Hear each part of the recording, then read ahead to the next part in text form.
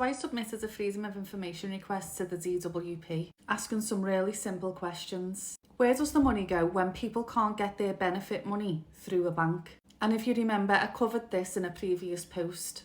It's called the Payment Exception Service. If you don't have a bank account, the DWP send you a voucher instead. You can take this voucher to a pay point or a post office and they give you cash. And the whole thing's run by a private company called iMovo, which is owned by PayPoint. You see, and every voucher has 2 fees attached. One to issue the voucher, another when it's redeemed, both going to the same company. So I asked, how much do you pay per transaction for the voucher? And what happens to the money when vouchers aren't cashed? Now, they did give me some data, but they told me it was too commercially sensitive and might affect future procurement, and said they don't hold data for unredeemed vouchers. But the data that they did send me, they gave me 2 annexes showing how many people use this service each month, and then one showing the total value of the vouchers that have been issued and redeemed, month by month by benefit type. So obviously I added it up. So they sent me from between October 2023 and September 2025. Over 1 billion was loaded onto the vouchers. 986 million was redeemed. That leaves 32.4 million unredeemed. So that money never reached people that it was meant to reach. So when the DWP said that they don't hold that data, they literally handed the data to me. Because then I went digging more and I thought maybe I missed something the first time. So I went into iMovo's public rate card. It shows fees of around 50 pence to 95 pence per transaction. So roughly round about £1 to £1.90 once you count both issue and redemption.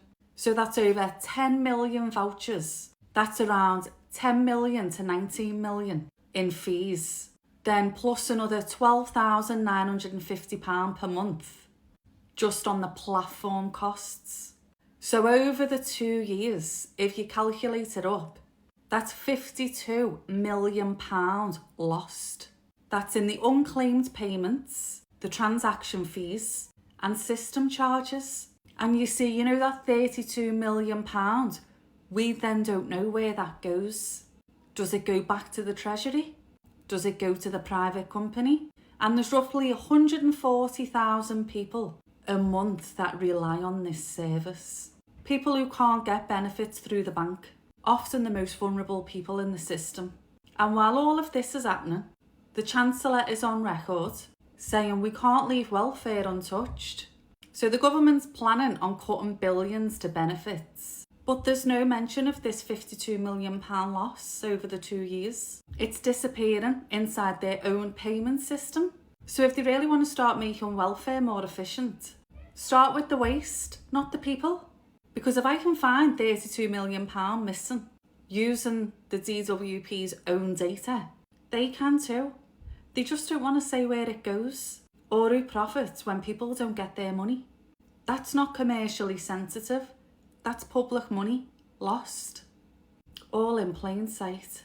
And to top it off, there's a procurement in process. It's already public.